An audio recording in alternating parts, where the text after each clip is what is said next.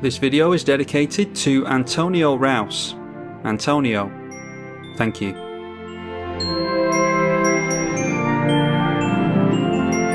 Now, I haven't built this deck. This has been very kindly built for me by Billy Kills.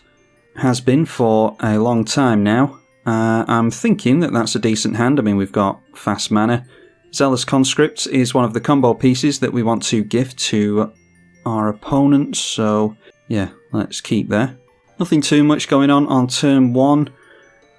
We've got some tap lands there, so let's just go for the Temple of Abandon. We'll get down the Sol Ring next turn. Now that is a Kodama's Reach, which, yeah, we'll be able to go for that on our next turn, so we'll definitely have that on top. Bootleg Greedo just getting out a land on turn 1, and then turn 2 sees an incubation from Go-Go Batman. And the aim of this game is for us to gift each other combo wins, or just gift each other the wins in general. Billy Kills going for the Easter Bunny here. Yeah, so our specific aim is for getting into Zealous Conscripts and Kiki Jiki combo and giving it to our opponents. We've agreed that if we gift each other a combo, then we have to go for it. But you can go infinitely wide with Kiki Jiki and Zealous Conscripts, so unless there's some kind of prison effect in play, that should be able to get someone the win. But like I say, we've agreed to play each other's combos to the best of our ability in order to win. I suppose if someone gets a combo onto someone else, then we just declare them the winner. Gonna go for a couple of green here. We just dropped the Kessig Wolf Run into Sol Ring, and then got a couple of forests with the Kodama's Reach there. And it's a Fire Diamond from Greedo. In the Christmas spirit, I think it was myself and Greedo that were having a conversation in the Discord with some of the patrons, and then they thought that it was a good idea as well that we get some kind of Christmas game going in which we have to gift each other win conditions. So I think pretty much all we're going for here is gifting our opponents a combo, and then as soon as you've gifted your opponents a combo, then you've obviously forced them to win. And that sort of declares you the Christmas winner of this special game, so hopefully you'll all enjoy this janky Christmas content. Go-Go went for a Farhaven Elf there, and it's Arcane Signet from Billy Kills, followed by Thassa's Oracle. Don't have to worry about him winning with a Thassa's Oracle. What we've got to worry about in this game is him having us win with Thassa's Oracle. And it's another forest for us. We've got 1, 2, 3, 4 and 5. I think we go 6 mana. And we'll go for this Soul of the Harvest. Now a Howling Mine, so the first group hug card of the game comes down. Go-Go with Kenrith is typically a group hug deck. I don't know how he will have any of us win though. Probably with Zedruu. I don't think we've discussed each other's means of winning, but I expect to be gifted a Labman at some point, or something like Thassa's Oracle.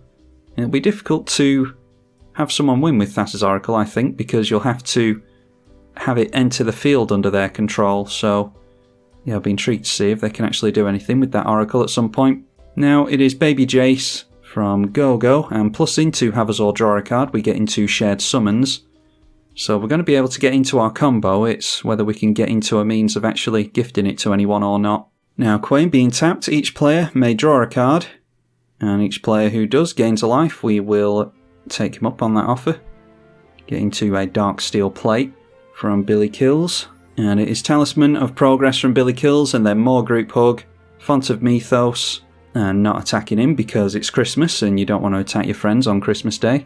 Alright, we get into a Mana Crypt and a Terastodon. Alright, so a means of stomping on the Christmas gifts that we don't like the look of. Let's go for Mana Crypt. Maybe we just go Lurking Predators here. I'm not sure if we go up mana with Castle Garenbrig here or not. Let's see. If we go like that, we'll get 6 mana for our commander. Yeah, but we can only use it on creatures, can't we? Yeah, so maybe could have gotten down a Gruul Turf this time. Alright, let's just go Lurking Predators. And we can just cast the Dark Steel Plate here. And then I think we've got enough group hug on the board, so let's go for the Jace. Attacking the Jace, he's giving too many gifts, and we don't like it. We want to be the only ones giving gifts. Now, bold, we're heavyweights, and we get a Worldly Tutor on top. We can put it on the top or bottom of our library. I think I want to try and get into free creatures, so we'll put Worldly Tutor on the bottom. We've already got a Shared Summons with some fast mana, so we can get into Kiki-Jiki as soon as we're ready. This one is when it enters the battlefield, each opponent may search their library for a creature, put it onto the battlefield. So we actually don't need the Worldly Tutor or the Shared Summons in that instance. Go. Oh, and he's about to untap as well. Goes for Zedruu Ancient. And then kills. Goes for a very generous gift from Greedo. That's very kind of him, giving a Consecrated Sphinx. I think we can go for Kiki-Jiki. Although, do we want to grab Kiki-Jiki yet?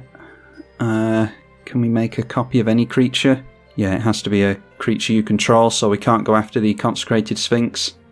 So I think we'll just go Savage Ventmore here to try and make a bunch of mana. And then we can go after the Bazaar Trader and the Kiki-Jiki. And we'll draw a card with Soul of the Harvest. Gets us into an Arcane Signet. That triggers the Consecrated Sphinx for kills. And he goes up to 8 in hand. And then a Unifying Theory. Whenever a player casts a spell, they can pay 2 and draw a card. Lurking Predators reveals Hammer of Nazam. We will put that on the bottom.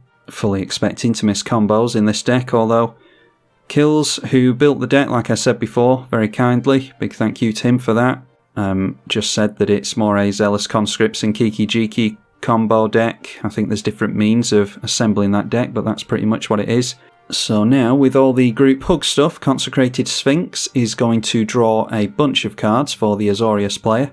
And he's going to have double mana as well, thanks to the Zedruu Ancient. Fractured Identity, which is each of us gets a copy of the Consecrated Sphinx. Nature's Claim. Yeah, we'll put that on the bottom as well, not having the best of luck getting into creatures with the Lurking Predators, but it's allowing us to potentially filter our draws anyway. So this is pretty much a combo assembled, isn't it? If someone can gift someone a Laboratory Maniac, then we have to go for the win. That's the agreement in this game, is that we have to go for the win whenever it's available to us.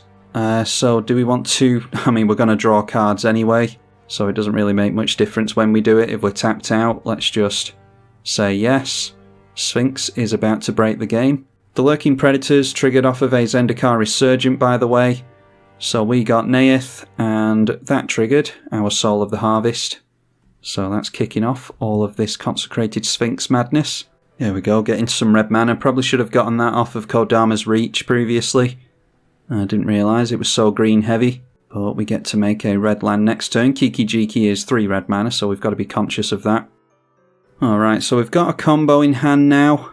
We've got the Zealous Conscripts and the Splinter Twin in hand. We don't have a means of giving it away though, I don't think. So I think we need to keep drawing here. Alright, there's Kiki-Jiki to give something haste if we need him to. Ah, there we go, that's the one I was fishing for. Target player gains control of a target artifact, creature or land you control. So I'm not sure if we can actually get it here. Obviously it depends on the blue player not leaving blue mana held up. And we've got a hell of a stack to get through with the Consecrated Sphinx now.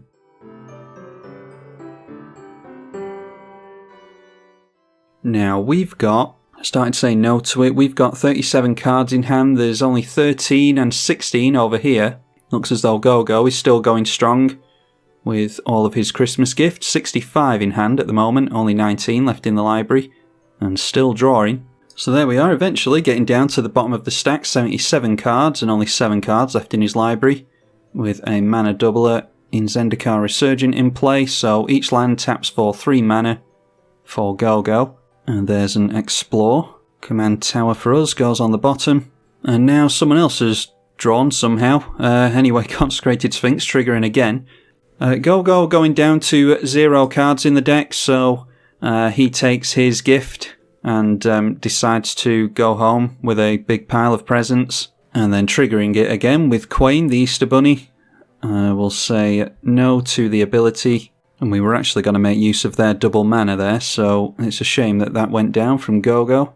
Enlightened Tutor from Billy Kills puts Unifying Theory and Lurking Predators on the stack, and it's a 3 visits that can go on the bottom. Then Quain going again on his turn. We'll say yes this time just for the life, and that puts a load of Sphinxes on the stack again. And he activated his commander on the upkeep, so now Font of Mythos and Howling Mind trigger. Might put a stop on the upkeep actually, just in case we want to go for something at instant speed. And we're sticking at the number of cards that we've got in hand already. Now Mind Over Matter, discard a card. You may tap or untap an artifact, creature or land. Not sure if they can get something going with that. Forest on top with the Predators, not having the best of luck with the Lurking Predators. Then they go for discarding a card and activating the Rabbit. We'll say no to their commander and no to the Sphinx triggers as well. Discarding to untap some rocks now. And starting to untap lands as well. Now there is the Laboratory Maniac, so all they have to do here is give someone the Laboratory Maniac and they will be forced, due to this game's rules, to go infinite with the Consecrated Sphinx. Although I suppose our opponents can always say no to their Consecrated Sphinx, so it might not quite be infinite. Rogue's Passage revealed on the top with the Predators for us. Untapping more mana with the Mind Over Matter. And there we go. Yeah, that is... what is that? We've got 38 cards in hand. There's 30 here. So it doesn't quite win someone the game. And they haven't given anyone the Laboratory Maniac yet. We've just gotten ourselves into a Hyrax. That is, when it enters the battlefield, untap a target creature. We'll just untap our Soul of Harvest. Now Mind Over Matter being triggered again. Untapping the Talisman. And we'll say no to Soul of the Harvest because we want to keep as many of our cards in the library as possible until we're forced to draw into them, that is. Mind Over Matter yet again. And making 3 mana with that so far. Then Mind Over Matter going for a bunch of mana. They're up to 4 so far, 7 cards in hand. I don't think I've got any removal in hand here. Anyway, they untap all their lands and their commander. And they've got 3 cards in hand. Now here comes the Windfall. Might be that we can't win now because I don't know if we've got a means of digging our win conditions out of the graveyard. It might also be that this is going to break the client because there's going to be 38 cards drawn by everyone and there's 2 Consecrated Sphinxes in play.